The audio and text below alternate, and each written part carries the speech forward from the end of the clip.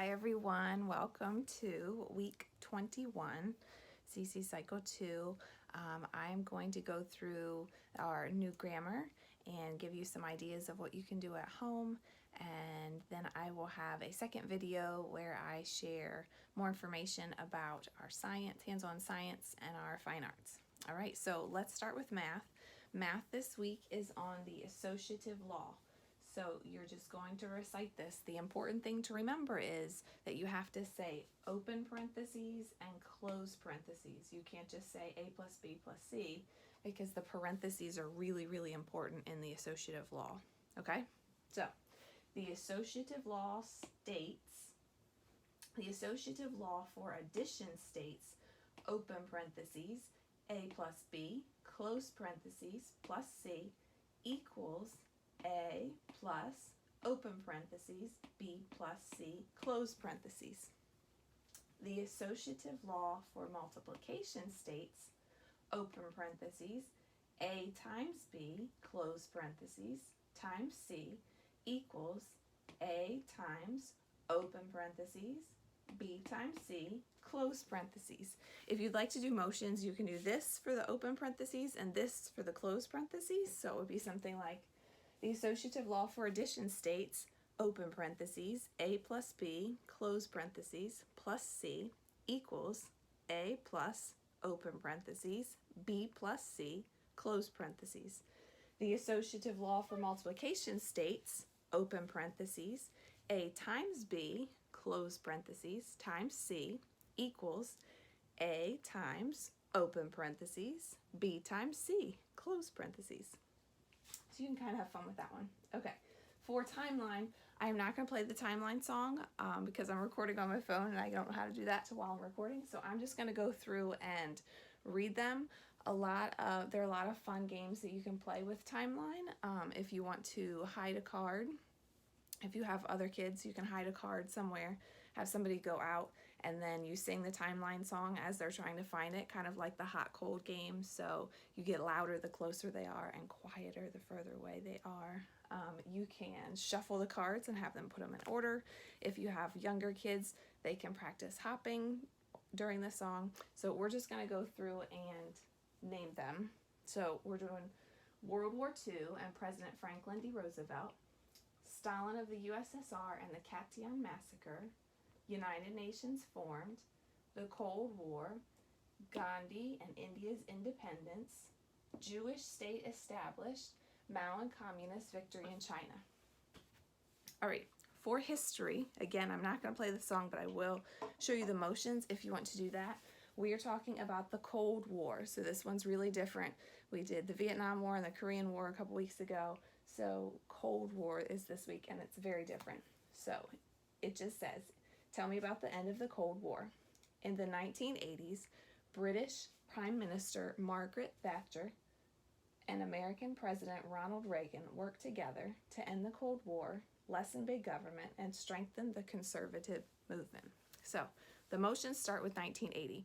So you're going to take your middle finger here. This is 1980. So that's 80. 1980. British Prime Minister Margaret Thatcher, and American President Ronald Reagan worked together to end the Cold War, lessen big government, and strengthen the conservative movement. So it's a really dancey kind of song. If you want to dance while you're doing the motions, you can. So let's go through that again. In the 1980s, British Prime Minister Margaret Thatcher and American President Ronald Reagan worked together to end the Cold War, lessen big government, and strengthen the conservative movement. All right, Latin is our pluperfect tense. You guys are really good with this song, so I'm not going to sing the song, but I will say them. Eram, eris, eret, eramis, eritis, erant. Eram, eris, eret, eramis, eritis, erant. First conjugation, pluperfect tense. All right, for science, we have What is the third law of thermodynamics? So your symbols for this one are: the third law of thermodynamics explains that it is impossible to reach the state of absolute zero temperature. What is the third law of thermodynamics? The third law of thermodynamics explains that it is impossible to reach the state of absolute zero temperature. English is a conjugation. A conjugation is a word used to connect words, phrases, or clauses together. So for this one, you could do like a little link if you like to do the signals or the hand motions. A conjugation is a word used to connect words, phrases, or clauses together. And the last one is our geography. Woo-hoo. So CC Happy Mom has songs if you'd like to use those, or you can just practice Tell Me, Show Me. And we are doing Central America this week. So it is in order from north, kind of going south, east: Belize, Guatemala, El Salvador, Honduras, and Nicaragua.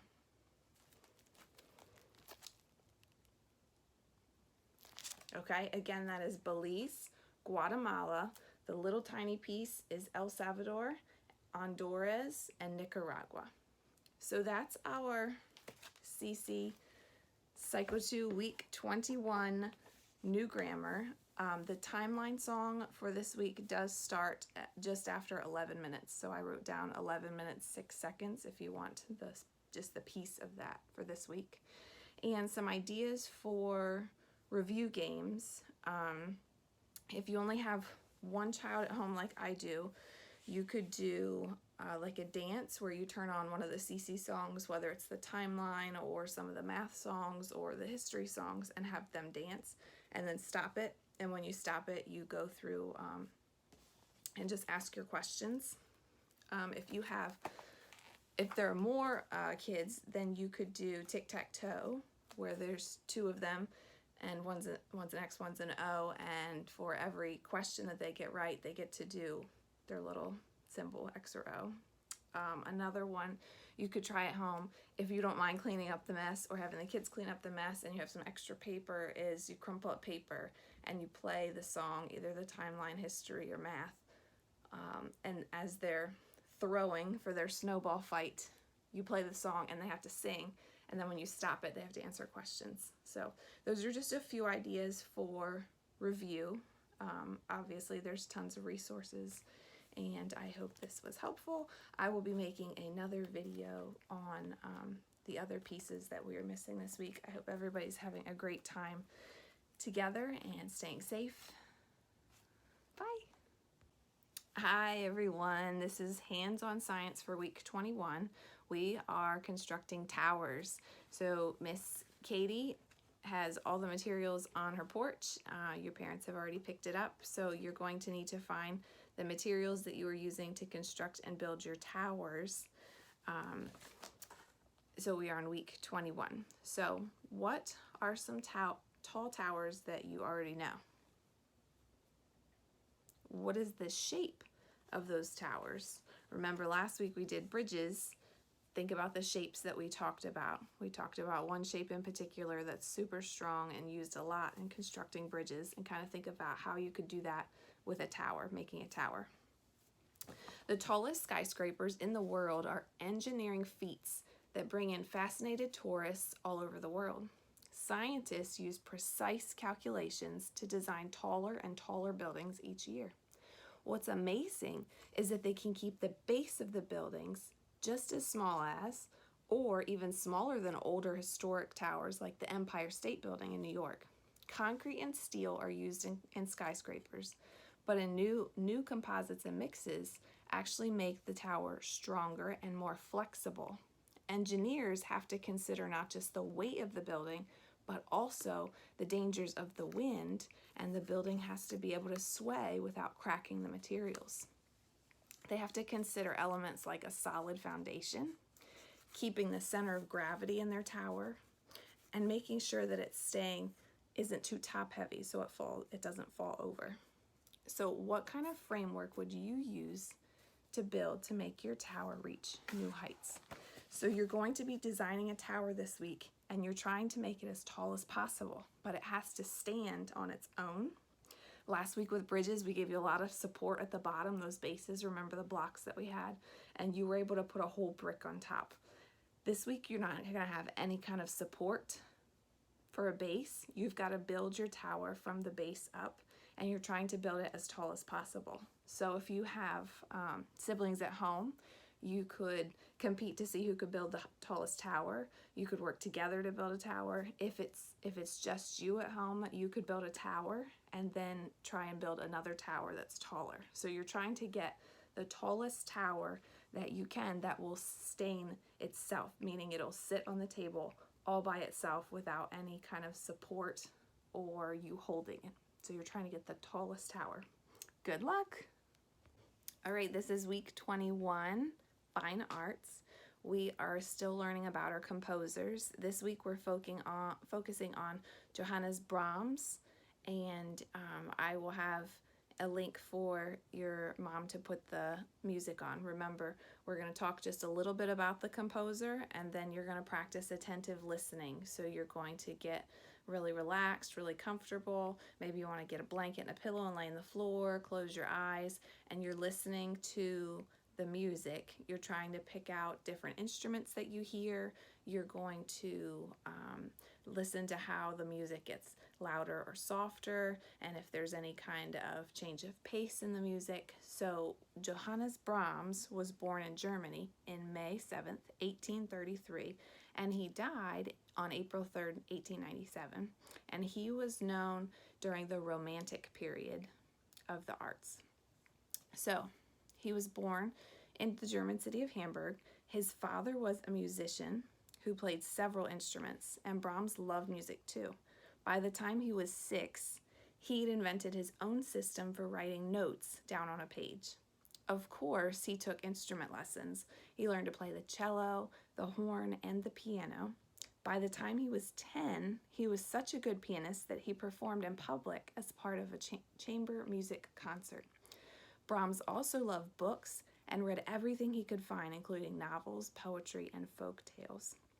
When Brahms was older, he toured as an accompanist, playing piano for a Hungarian violinist. That means they worked together to create the music. That music inspired his Hungarian dances, which were a hit with the public. He wrote 21 dances in all. The most famous one is called the Hungarian Dance No. 5. Many people considered Brahms to be the successor to Beethoven. For a long time, he didn't write a symphony because he was afraid his work would not be as good as Beethoven's. But he did end up writing 4 symphonies, and plus pieces of every musical form except opera.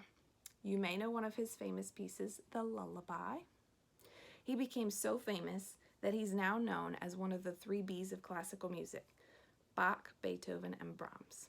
So, again, you're going to relax. You're not doing anything. You're not looking around. You're just relaxing and listening to the music and picking out the parts that you recognize, the parts that you know.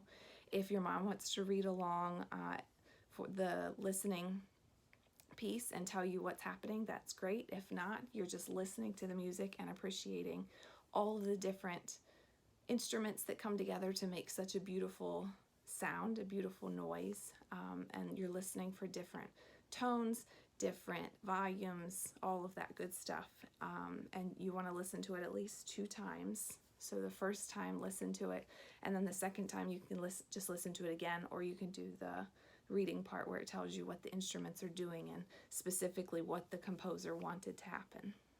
Have fun!